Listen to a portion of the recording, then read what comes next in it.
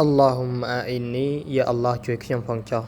Ala dhikrika ដើម្បីឲ្យលិននេះនឹករលឹកទៅចំពោះឯង Wa shukrika ហើយឲ្យលិននេះគ្រប់ពេលវេលាថ្លែងអំណរអគុណទៅចំពោះឯង Wa husni ibadatik ហើយជួយផងចុះយ៉ាអល់ឡោះមកចំពោះលិនដើម្បីឲ្យលិននេះកែប្រែអាម៉ាឡានឲ្យល្អជាងមុនបងប្អូនអ្នកត្រូវការកាលីម៉ាស់អាយ៉ាតអល់កុរអានឈ្មោះអល់ឡោះមូហាម៉ាត់កាលីម៉ាស់ដែលដាក់តាំងតាមផ្ទះអ៊ីនសាអល់ឡោះក៏ដូចជានាឡិកាអាហ្សានមានលហ្គូអាហ្សានរហូតដល់7លហ្គូមានអត់តូចមានអត់ធំហើយក៏ដូចជាទឹកអប់ប្រភេទប្រើក្នុងសំយ៉ាងបានដូចជាសជ្ជដាអីផ្សេងៗទៀតអាចតាក់ទងមកហាឡានបានឌូអាមួយនេះអ្នកទាំងអស់គ្នានប៊ីសល្លឡោះអាឡៃវ៉ាសាឡាំបានបង្រៀនទៅចំពោះសៃឌីណាមូអាសយើងតិចណាស់សុំទៅចំពោះអល់ឡោះទាំងដែលអល់ឡោះស៊ុបហានវ៉ាតាឡាចូលចិត្តស្រឡាញ់ទៅចំពោះអ្នកដែលសុំទៅចំពោះគាត់ហើយនប៊ីក៏បានផ្ដាំទៅចំពោះហាឌរ៉ាត់មូអាសអូមូអាស